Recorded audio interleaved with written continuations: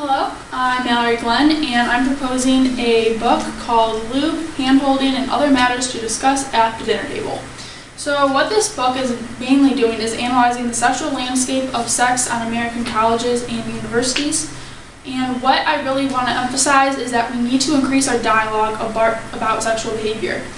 And we need to make it more of a no-shame topic. Right now it's kind of a taboo, and what this is leading to is decreased satisfaction in the bedroom. It's making people less likely to use safe sex because they're embarrassed to do it. They're embarrassed to talk about it and discuss it with their partner. And it's overall something that we need to talk about more and explore as a society. So I'm going to give a lit review, highlight 5 of my favorite chapters, present a timeline and budget for my travels, and conclude with reading a sample and giving some concluding comments about the matter. So on the top right is Sex and the Soul, juggling sexuality, spirituality, and religion on America's college campuses. And I'll focus a lot on this in Chapter 6. This really emphasizes my understanding of what it's like for religious students, people who are more engaged in their faith, dealing with hookup culture. In the left top corner and the bottom right, folks also talk about reasons why hookup culture has happened, how students can deal with it. And then the bottom left gave me context for Chapter 10, and that title is The End of Sex and the Future of Human Reproduction. It is by Henry Greeley, and it basically describes that in the future, to conceive a child, they're going to be using more artificial means versus sexual intercourse. So like I said, sex gets around. It's been talked about and it's going to be talked about. However, the books that I'd most like to emulate in my own writing are Girls and Sex and American Hookup. I like that they're female-focused, but still accessible to a male audience. They're honest, straightforward, and incorporate a vast body of student interviews and diary entries. So what I would really bring to the table is, instead of being an adult, kind of exploring what do the kids do, just being a kid talking about what we do with each other. So just really opening up that conversation and getting into that. So Chapter 1 is Who Says It's Taboo? And like I said, I kind of discussed the negative stigma of talking about sex and why we need to talk about it more. How talking about it more will make people more likely to engage in safe sex, make women less submissive in the hookup culture, and everyone more likely to enjoy sex. So discourse is good.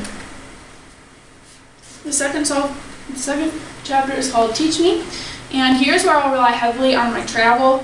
I'll describe the do's and don'ts of hookup culture, the purpose, and some of the problems of it. I also focus on hand-holding in my book. In a New York Times article, men reported that they found holding hands more intimate than receiving a blowjob. Expressions of intimacy are not allowed in hookup culture, and they have been banned. In the future, whereas holding hands was the first signs of intimacy, now it is the last, if at all. And I'll also explore the difference between large state and small evangelical schools, as small evangelical schools are less likely to engage in hookup culture and something called frugaling. Chapter 6 is WWJD. Frugaling is, it's derived from the mixture of frugal and shopping. So at small evangelical schools, so I'm going to visit like Cedarville, for example, they don't do hookup culture because of that strong faith emphasis, and people that are very devout in their faith tend to not engage in premarital sexual activities as a whole.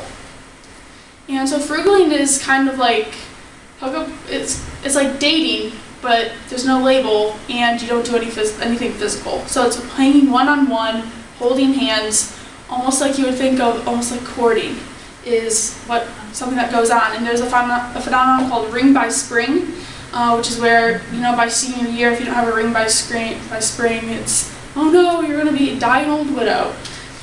So I'll talk about that a little bit too. And so I'll really explore the conflict between faith and social identity, and as well as exploring why people are becoming more spiritual but not religious, and how this ties into the changing sexual landscape.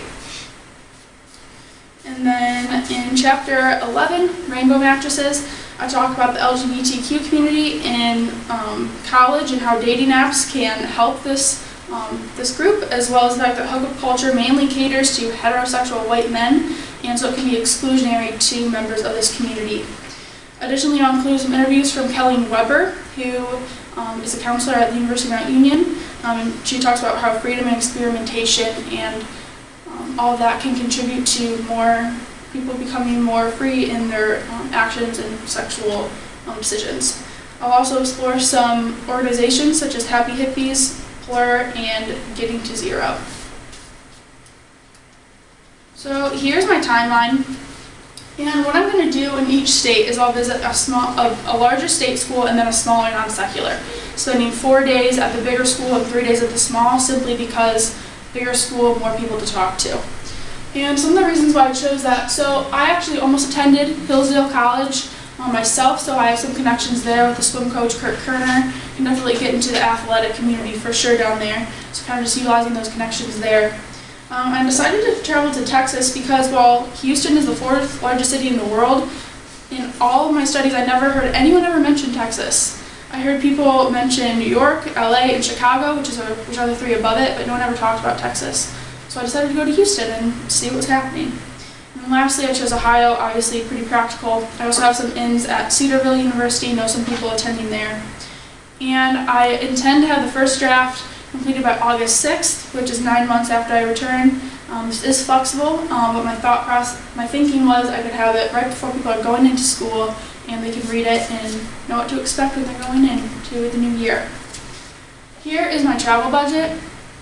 To create this budget, I used onetravel.com and expedia.com, and the airfare tickets. For hotel room, I used hotels.com, and for the vehicle costs, I used rentalcars.com and gasbuddy.com to help me calculate the gas prices. Additionally, in the gift section, I intend to have maybe giving 3 gift cards out at each college, just kind of as a courtesy. Thank you for talking with me. It's kind of something about leaving the college on a high note and in good regards. And then miscellaneous, I intend to designate that for any unforeseen costs that come up, any kind of minor inconvenience or anything like that. And as you can see, I am significantly under the budget. I'm now going to read a section from my chapter 3, which is condoms and caution tape, 15 to 24. Both of you are naked. You like that you're both naked. Only one problem. No one has a condom. So what do? Do you decide to just do oral? It's not even real sex, right? It's not a big deal. Or maybe you decide to do anal. I mean, it's not like you can get pregnant. Or maybe you decide to just do it this one time, just one time. And he can pull out before he comes and it'll all be completely fine, right? Well, STDs don't know about hookup culture. Bacterial and viral diseases don't care if it was only one time or if it was only oral. Your priest or your mom or your BFF may be proud of you for not going all the way, but bacteria and viruses don't give a damn. Anytime there is sexual contact, you have the chance of contracting an STD. And in conclusion, there's a significant amount of men and women in college who aren't happy with the current hookup culture. By exploring the sexual environment, we can move toward, as a society, a sexual culture that feels good both physically and emotionally for the students. By opening up the dialogue, we can create better, healthier sex and people. Thank you.